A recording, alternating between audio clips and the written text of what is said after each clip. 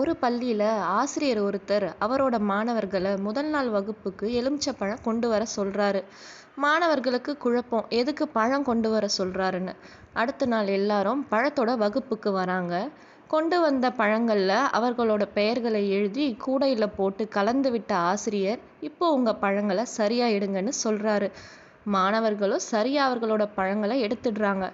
பிறகு எல்லா பழங்களோட தோலையும் உரிச்சு ஒரு கூடையில போட்டு கலந்து விட்டு, இப்போ இந்த பழங்கள்ல உங்க பழம் எதுன்னு சரியா எடுங்கன்னு சொல்றாரு ஆசிரியர். யாராலும் சரியா அவங்களோட பழங்களை எடுக்க முடியல. இப்போ அந்த ஆசிரியர் சொல்றாரு, எப்படி இந்த பழங்கள் எல்லாம் ஒரே சுவையோட ஒன்றாயிடுச்சோ அதே மாதிரி நீங்களும் அடிப்படையில மனித பண்புடையவங்க.